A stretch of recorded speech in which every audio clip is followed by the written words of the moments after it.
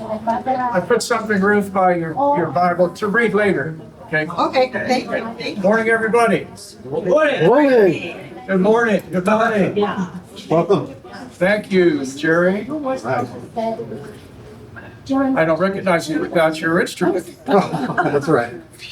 Well, good morning. My name's Alan Tussey, and Liz and I are humbled and honored that you would ask us back to speak at the Berean's class.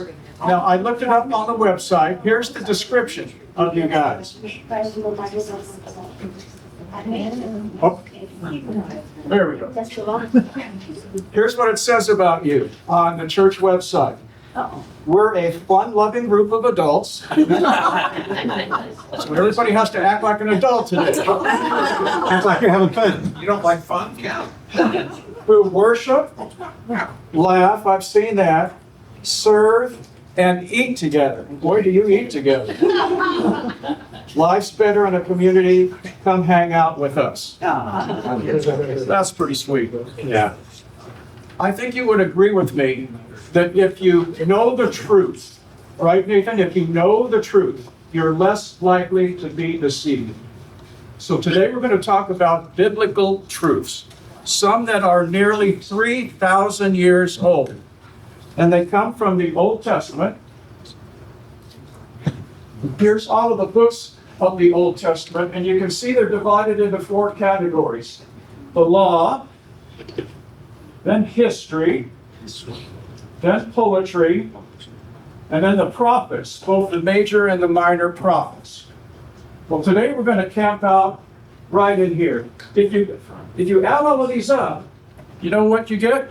39. And when I was here last time, I taught you a multiplication fact. Remember, 3 times 9 equals 27? Oh, yeah. 27 is the number of books in the New Testament.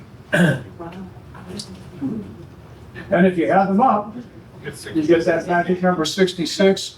And as Matt always tells us in Men in Real Life, about 40 authors, right, Matt? Right.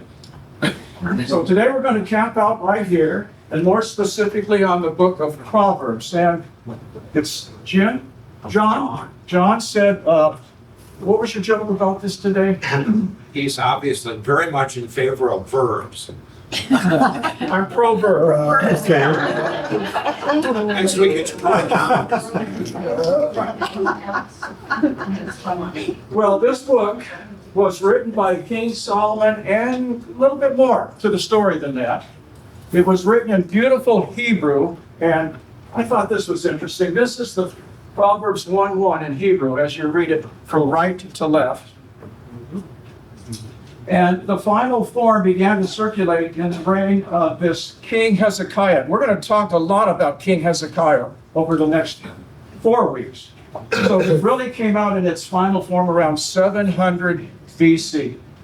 The oldest surviving manuscript fragments containing portions of the book of Proverbs are from the Dead Sea Scrolls, and they were discovered right there in this cave number 4 around, they date between 30 BC and 30 AD. Has anybody been there? See the Dead Sea Scrolls? Did you see cave 4? Not specifically, but I saw that area. There's a lot of these caves, right? We see them at the Reagan Library. Oh, the Dead Sea Scrolls, yes. Yes, uh-huh.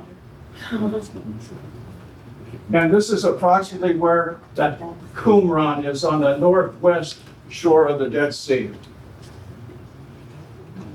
King Solomon, it's attributed to him writing Proverbs, Ecclesiastes, and Song of Solomon.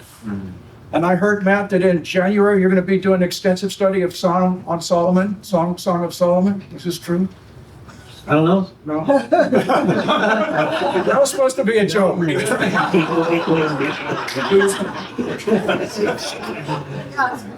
You've heard the Song of Solomon? Yeah. Okay. As far as word count goes, Proverbs is about in the middle between Jeremiah, look, 33,000 words, and 3 John, about 220 words. There's 31 chapters, and you'll hear a lot of pastors say, I would like you to study the book of Proverbs in those months, because they're months that have 31 days, so read a chapter a day. There's about 800 proverbs in this book. That sounds like a lot, but listen to what Nathan has to say. Please stand. So 1 Kings 4, Oh, okay, yeah, sorry. 32 through 34 tells us about this situation, that he spoke 3,000 proverbs, and his songs numbered 1,005. He spoke about plant life, from the cedar of Lebanon to the hyssop that grows out of walls. He also spoke about animals and birds, reptiles and fish. From all nations, people came to listen to Solomon's wisdom, sent by all the kings of the world who had heard of his wisdom. Can you believe that? 3,000 proverbs. So I guess the first question is, what's a proverb? And I made up this slide and I said to myself, we don't use dictionaries anymore. They've gone the way of telephone books, haven't they? So what's Chat GPT say? It says a proverb is a brief saying. It's brief. It expresses a belief that is generally thought to be true. Brief belief that's true. That's a secular definition. So let's see if you are familiar with this. Here's one from everyday life. People become better at something if they do it often. Practice makes perfect. Woo! He got it.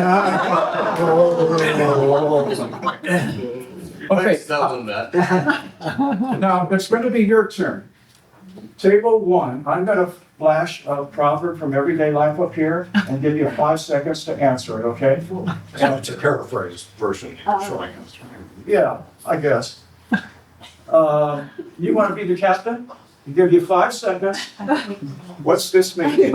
Refrain from forming an opinion about someone or something by appearance alone. Don't judge a book by its cover. Don't judge a book by its cover. That's- Oh. Well,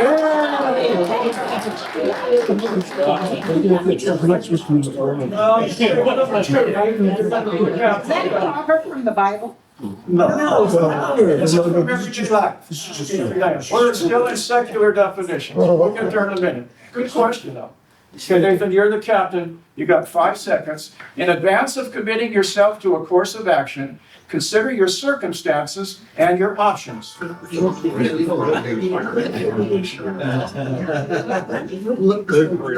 before you leap.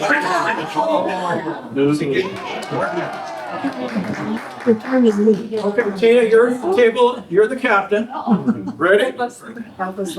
Number 3. When you separate and put distance between you and someone that you love, you will inevitably love them more and yearn to see them.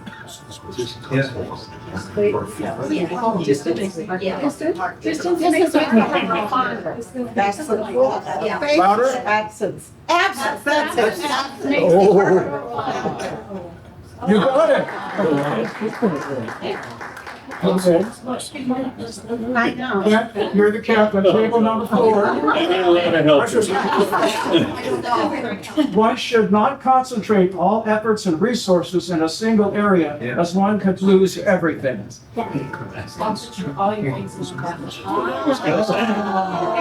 Regarding all your eggs in one basket.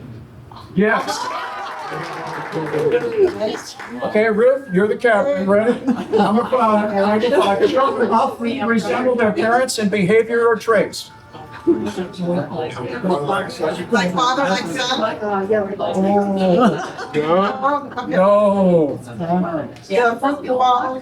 Fall far from the tree? Yes. You got 2 points. Where are we? No, Jerry, you're the captain. All right. Oh, 6. Don't get rid of something you do want in the process of getting rid of the things you don't want. No, the baby out with the bathwater? Yes. Thank you. Okay, one more. Raise your hand if you get this one. This one's tough. This one's tough. Last one. 2 parties involved in a certain action or situation especially a wrong that has been committed, are usually both responsible in some way. Yes? Two wrongs don't make a right? No? Takes two to tango. No, none of those are in the Bible, especially that one.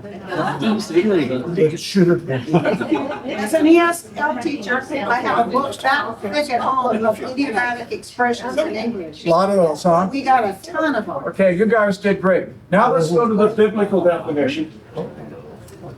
It's a brief saying that expresses a general truth for practical godly living. Brief, truth, godly living. So a little bit of background about the book of Proverbs. Who wrote Proverbs?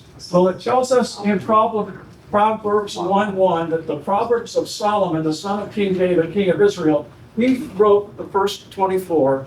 And look at the timeline, about 970 BC. But remember, there's 31. Remember that? There's 31. From 25, 26, 27, 28, 29, Proverbs 25, one says, these are more Proverbs of Solomon, but they're copied by the men of Hezekiah. There's Hezekiah then, king of Judah. So I thought we'd camp out there for just a little bit. Remember after King Saul, David, and Solomon, the nation, the United Kingdom of Israel, broke up into two parts about 930 BC into Judah, and they retained the name of Israel. This Hezekiah was a king of this portion, Judah, which consisted of 2 tribes, 10 tribes in Israel, 2 tribes in Judah. He was the king, and he was a great king. So there's your 10 tribes and 2 tribes. I thought this was interesting. Out of all the kings they had, which were 20, 8 did what was right in the sight of the Lord. Listen to this about Israel in the north. 0 for 19. All of the kings did evil in the sight of the Lord up there. 0 for 19. Okay, so we've learned that these are explicitly from Solomon. These are compiled under Hezekiah. There's 2 more to go. This number 30 is weird. It's unusual. I don't understand it. It says, the words of Agar, the son of Jakeh, his utterance. This man declared to Ethiel and Ucal. And I looked it up, and I guess it's attributed to some unknown sage. Okay, 1 more to go. Proverbs 31:1, the saying of King Lemuel, an inspired utterance his mother taught him.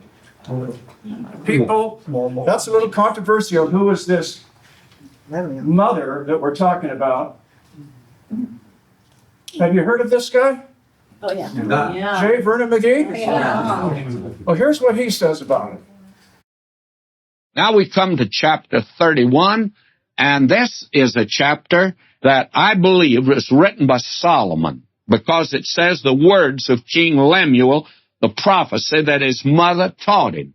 Now, I believe that Lemuel, because there's no king named that, and the very interesting thing is that you will find that Solomon's real name, the one that God gave him, was Jedediah. And that means beloved of the Lord. Now, Lemuel means devoted to the Lord, and I think that this was probably the pet name that Bathsheba had for Solomon. I think around the palace you could have heard her calling Lemuel, and that was the pet name. Interesting, huh? Interesting. Of the ladies, how many of you have studied Proverbs 31? Or Proverbs 31 woman? Yeah, all those books and so on. They're in 31 also. She's busy. So you put it all together. Well, What is that? She's very busy. Oh, what should we do? so this is the conclusion that they've come to. Pinpointing an exact date for its release is impossible as it was not written as a single unified book at one time. And I certainly didn't know that when I started this study. So around 700 BC when it came out in full form. So it's a book about wisdom. And here's the purpose of Proverbs. Who has reading number 2? Is that Matt? No, I have 3. 2, somebody? Oh, Dave. Please stand and read that.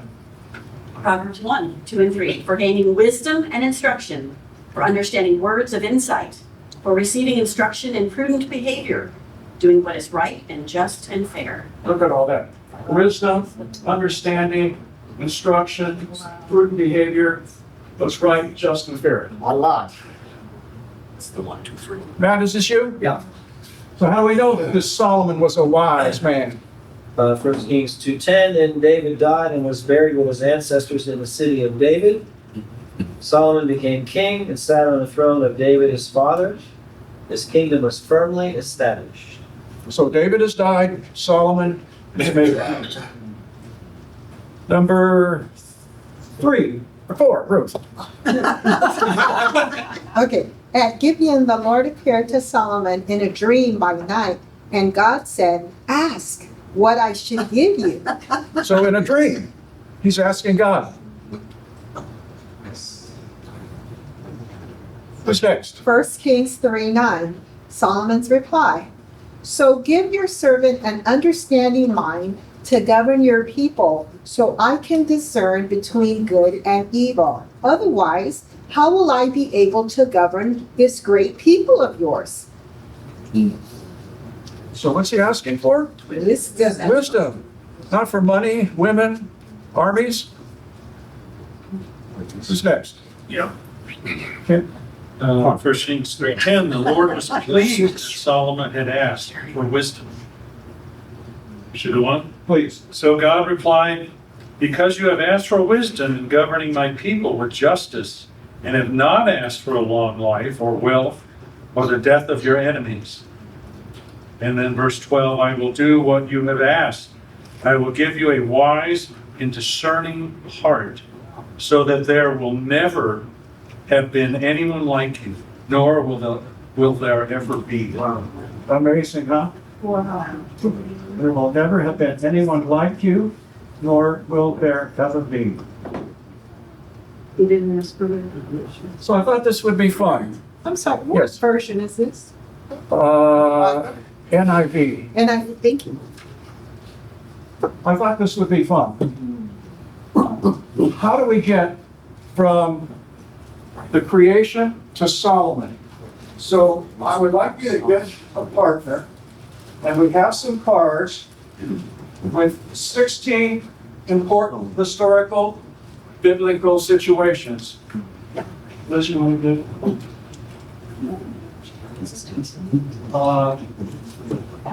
Give one to the pair of people. Yeah, you want to pass this up? Kind of pair up and take a pair of these. Hold on, these. Pair up with somebody. These are retired. Pair up with somebody. in pairs and twos? Yeah, give it pairs. I think we have enough. So one of these. One packet. One packet per pair. We need a couple. Are we supposed to? Well, we can do the 3 and 2. Okay, now you're supposed to, there's 16 of these, and you're gonna go from the creation to Solomon. Oh, my goodness. Chronological.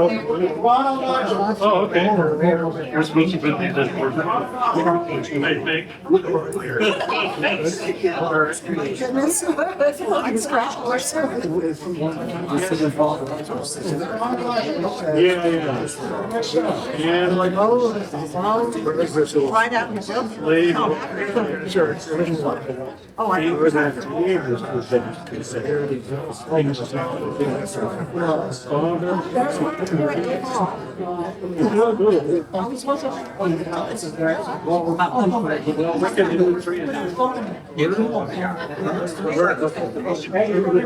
Creation is just Solomon. Oh, my goodness. We don't really get back to the It's kind of like chronological. Oh, okay.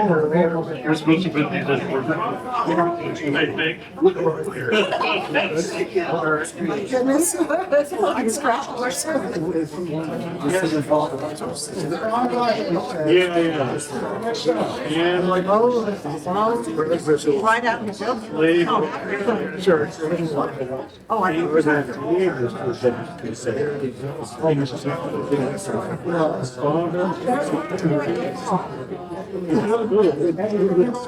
Creation is just Solomon. Oh, my goodness. We don't really get back to the It's kind of like chronological. Oh, okay.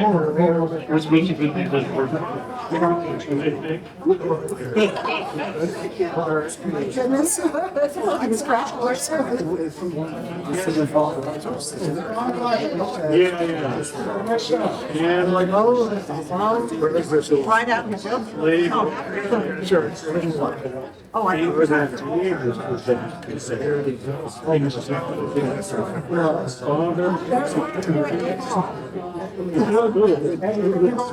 Creation is just Solomon. Oh, my goodness. We don't really get back to the It's kind of like chronological. Oh, okay. You're supposed to put these in order. I think. Goodness. I scratched worse. Yeah, yeah. And like, right out. leave. Oh, I